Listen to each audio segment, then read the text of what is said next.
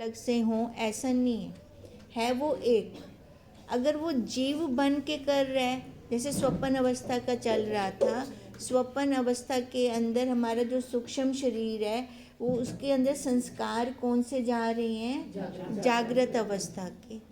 अब जागृत अवस्था में वो जीव बन के उसने जो कर्म किया और जो उसका पूर्ति ना हुई जागृत अवस्था में, वो उसकी स्वप्न अवस्था में उसने पूर्ति की अपनी सूक्ष्म में जाकर, उन संस्कारों के कारण।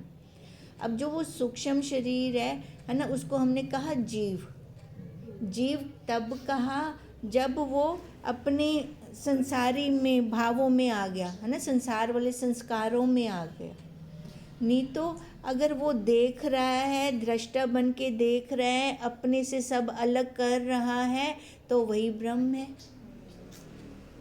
अब इसका क्या मतलब है? हाँ, एक ही परिभाषा दें तो कर्तापन से जीव और अकर्तापन से ब्रह्म, अगर हम एक परिभाषा देते हैं तो।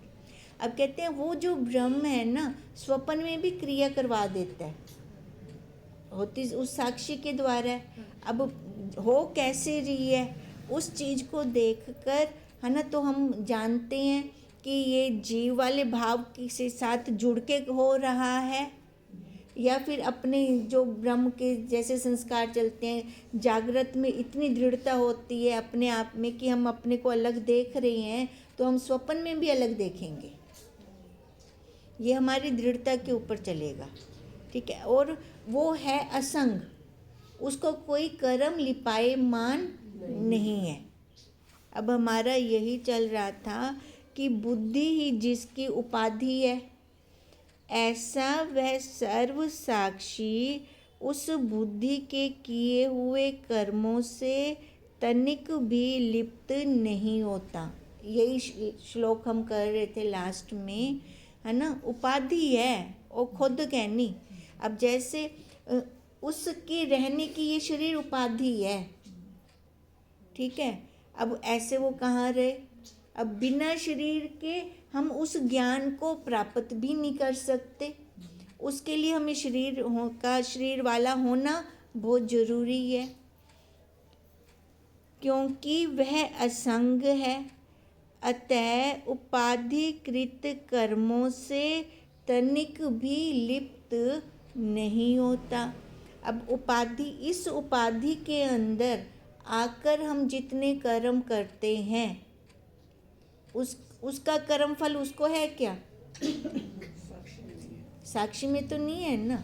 ये तभी कहा कि उपाधिकृत कर्मों से वो तनिक भी लिपायमान नहीं होता, क्योंकि हम उपाधि में आके कर्म कर रहे हैं ना, तो उसको तो कोई फर्क ही नहीं, उसका तो कोई कर्म है नहीं, दोनों से ऊपर है कर्म अकर्म से। वो तो सूक्ष्म शरीर में चैतन्य आत्मा असंग रहता है, जिससे वह केवल अनुभूति करता है।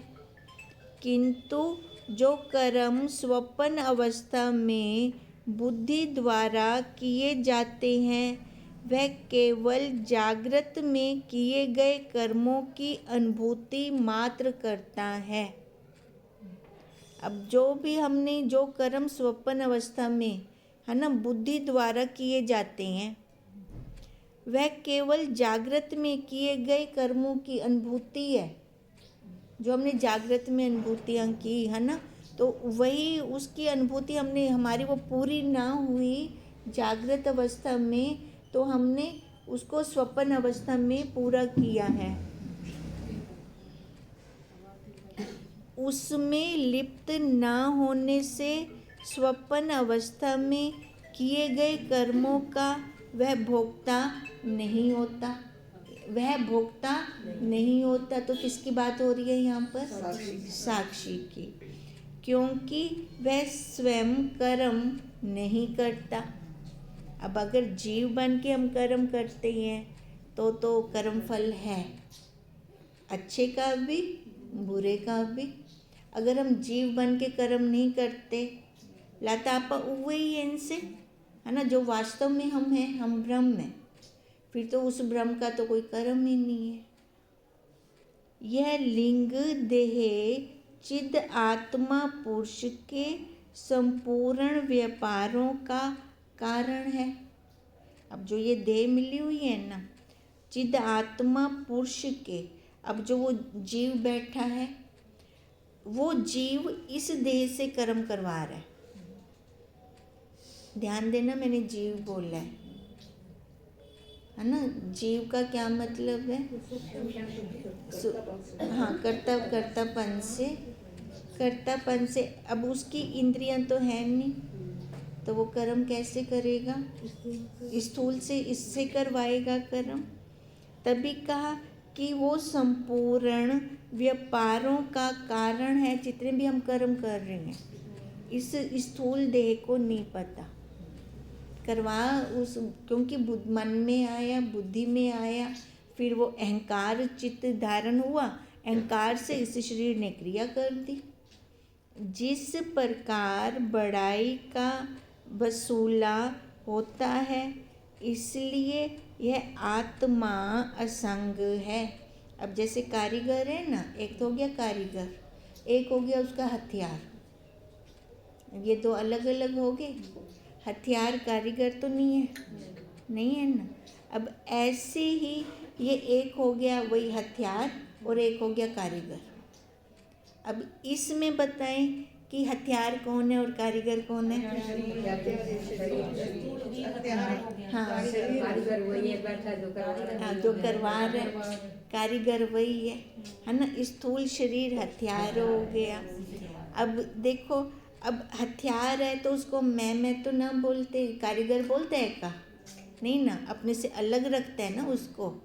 तो ऐसे गुरुदेव हमें कह रहे हैं, ये तेरा हथियार है, इससे तूने शेप देनी है सबको।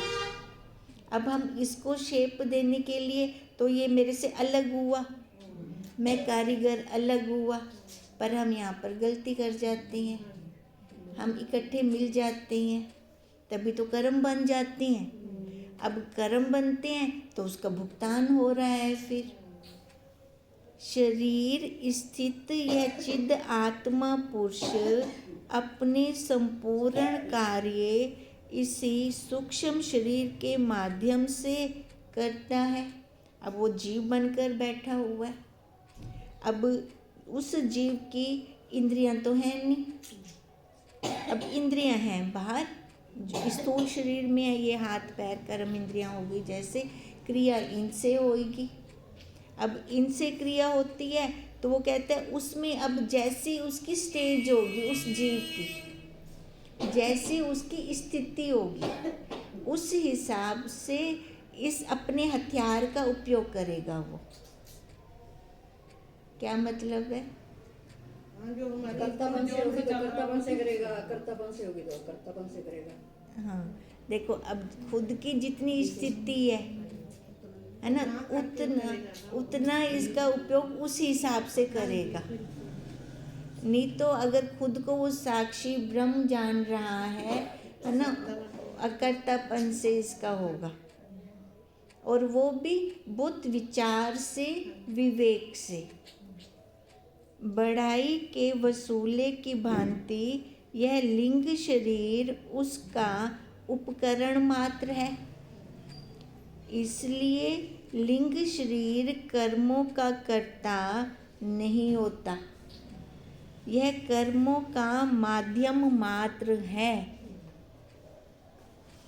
नेत्रों के सदोष अथवा निर्दोष होने से प्राप्त हुए अंधापन, धुंधलापन अथवा स्पष्ट देखना आदि नेत्रों के ही धर्म है ना। आँख से हम साफ, हमें दिख रहा है या धुंधला दिख रहा है या नहीं दिख रहा, ये धर्म किसका है?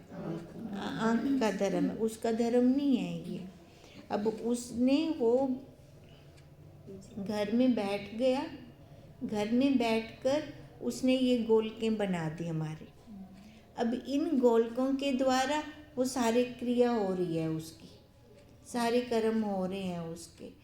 अब वो क्रिया, वो कर्म उसके द्वारा हो रही है।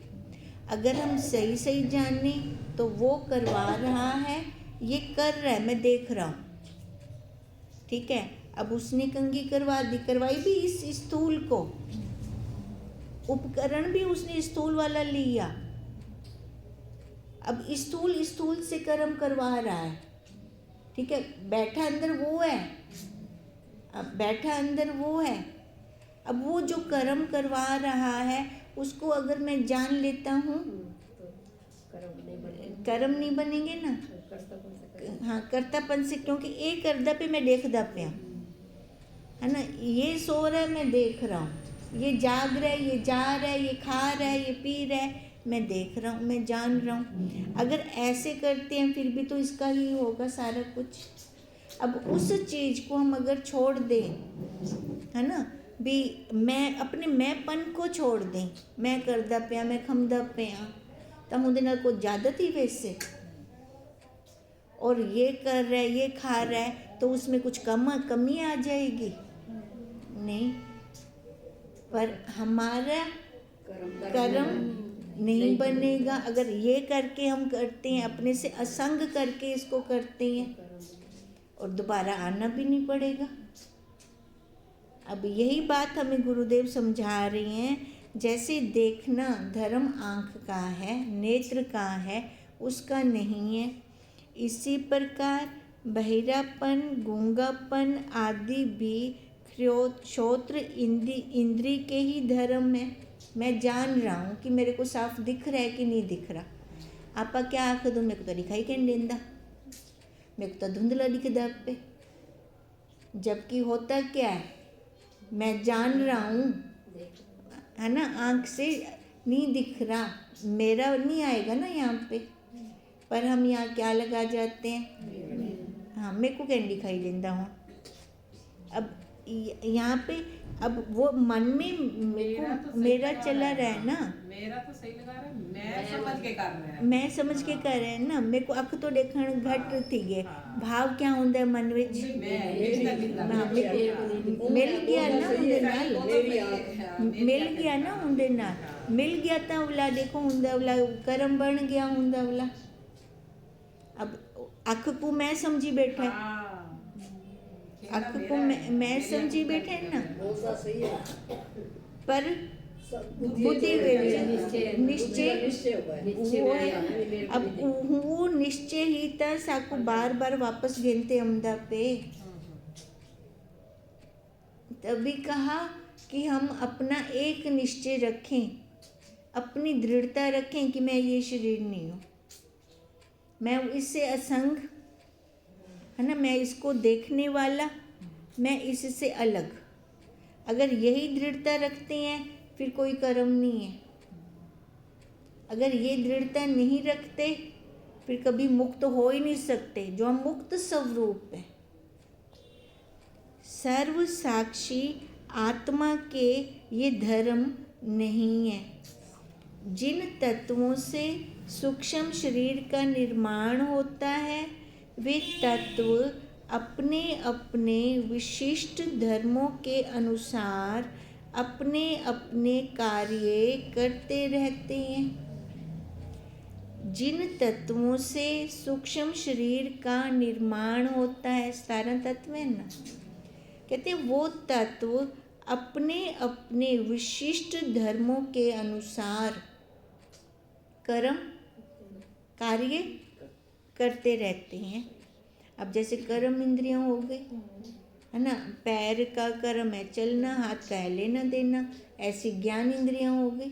आँख का धर्म है देखना, कान का सुनना, है ना, अपने अपने धर्म में रहते हैं ना। ये अपने कार्य से अलग दूसरा कोई कार्य नहीं कर सकते। ये आत्मा के धर्म नहीं है, उसका कोई धर्म नहीं है। इन कर्म इंद्रियों के, ज्ञान इंद्रियों के, जो ये स्थारण तत्वों का बना हुआ है ना, बीच में अंतःकरण आ गया, ये धर्म सारे इनके हैं, उसका कोई धर्म नहीं है। वह तो केवल इन सब का साक्षी मात्र है। जैसे गवाही देना, साक्षी का मतलब वही है ना, जरा गवाही देंदा पे, है ना, साक्षी मात्र है।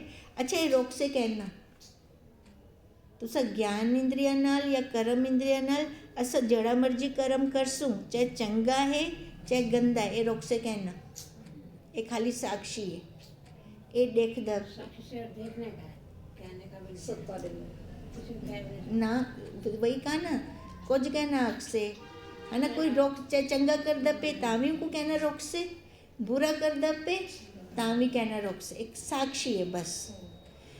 होंदे किते तभी कहा कि पुरुषार्थ है, ज्ञान हमें अर्जित करना है, और संसार के संस्कारों का कोई पुरुषार्थ नहीं है, अज्ञानता का कोई पुरुषार्थ नहीं है, ज्ञान का पुरुषार्थ है। तभी उस परमात्मा ने हमें स्वतंत्र बना दिया, स्वतंत्र बनाया तो हम स्वतंत्र हैं ना। अब मैं अच्छा करूं चाहे बुरा करूं, इसलिए तो बुद्धि दी है ना, फिर बुद्धि लगानी है ना हमने यहाँ। फुल अंतःकरण दिया उसने हमें। जैसे जितने एनिमल्स हैं, जैसे साक्षी नहीं बोलते किसी के जैसे माता जी ने समझाया था, एक मिसाल देने के लिए, भाई उसकी कोई इच्छा रहेगी होगी, वो डॉक्टर बनना चाहता था या कुछ भी ये नहीं ध्यान में, वो ना कोई पेपर लिख रहा था तो इन्होंने जाके बता दिया अपना, उनकी जो चीज़ जैसे माता जी का सब ये चलता रहे, हमारी सभा चलती रहे, तो चल भी रही है, आज तक भी चल रही है, शायद मैं आगे नहीं बोल रहा हूँ। मतलब वो बता गया, वो पेपर जो भी कर रहा था वो बता गया, जवाब दे, तो उसने सही बताया था, जो पीछे है गया सब कुछ, तो माता ने सही बताया होगा आपको, जो कुछ भी बताया सही। अब नहीं बोलूँ, क्यों मन भर रहा है? यही तो है, सुन के होता है, मतलब है सही है, बिल्कुल सही है, जो भी निकाल, अब मेरे को लगता है विचार चंद्र उधर निकल रहा है, वही जैसे आंटी ने बोला था कुछ, आंटी ने